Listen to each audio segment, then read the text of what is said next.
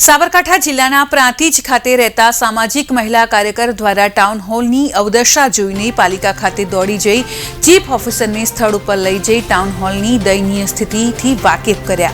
Prantij railway station Vrindavan society ખાતે રહેતા અને સામાજિક કાર્યકર રેખાબેન સોલંકી દ્વારા એક અરજદારને પાલિકા દ્વારા લગ્નના દાખલા માટે પડતી મુશ્કેલીઓ તથા રોડ રસ્તા સફાઈ પાણીની સમસ્યા તથા ભાખરિયા બસ સ્ટેશન પાસે છેલ્લા 13 વર્ષથી બની રહેલ ટાઉન હોલથી દયનીય દશાને લઈને પ્રાંતિજ ચીફ ઓફિસરને રજૂઆત કરી હતી।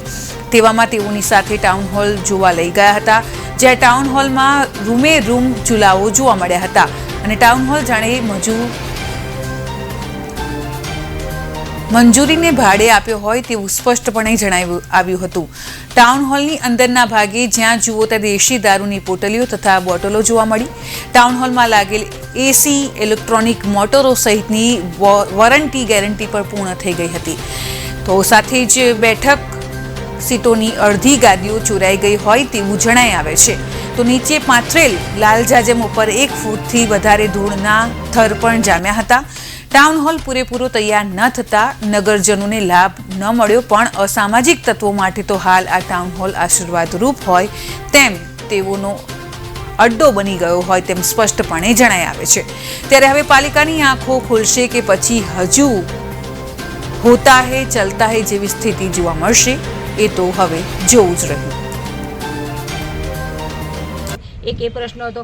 બીજું કે જે પાણીના કોક ખુલે છે ત્યાં ગટર લાઈન હોય છે, ત્યાં ઢાંકણા નહીં હોતા, એટલે આવતા જતા નાના બાળકોને ભૂલકાઓને ખબર ના હોય ને એમાં પડી જાય। બીજી વસ્તુ કે જે મામલતદાર કચેરીથી તે ભાખરિયા સુધીનો રોડ છે એમાં બી ખાડા પડી ગયા, પાણી ભરાઈ ગયા છે।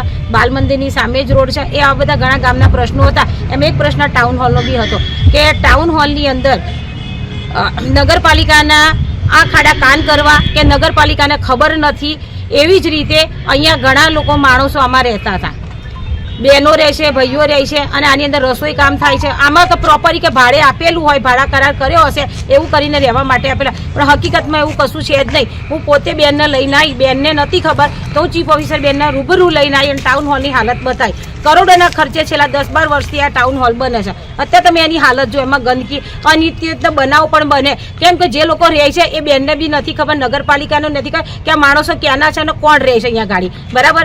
એટલે અત્યારે અને અહીંયા મેં અત્યારે હાલ નગરપાલિકાના બેન સાથે મેં અને આ મીડિયા સાથે જોયું તો અહીંયા ગાડી અનિચ્છનીય બનાવ બની એવી હાલત હતી કે બોટલો બી દારૂની જોવા મળી અમે અને જોયું, અને મીડિયાએ પણ લીધું। કાલે અહીંયા કોઈ એવી ઘટના બની જાય કે જેમાં અહીંયા અમે જોયું કે લેડીઝો પણ રહેશે। હવે આ લેડીઝો ક્યાંથી આવી છે, કોની છે, ને કેમ અહીંયા રહેશે, માણસો કેમ રહેશે, કાલે કઈ ઘટના બની જાય, કાલે કોઈ ખરાબ કે સારા માણસો આવા અવોડ રસ્તામાં આવીને પડી જાય, કોઈનું મૃત્યુ થઈ જાય કે કોઈ અજાણ્યા માણસોને આજકાલ આપણે સાંભળીએ છીએ કે છોકરી પર બળાત્કાર થાય કે એમને અપહરણ થાય, તો આવી જગ્યા ઉપર લાઈન મારી નાખે તોય શું નગરપાલિકાના આ ખાડા કાન કરે છે? આટલા વર્ષોથી કેમ કોઈ આ કામમાં અમે જોતું નહીં? કરોડોના ખર્ચે અમે વિકાસ કર્યો એમ ભાજપ વિકાસની બૂમો પાડે છે, તો શું આજ એમનો વિકાસ છે?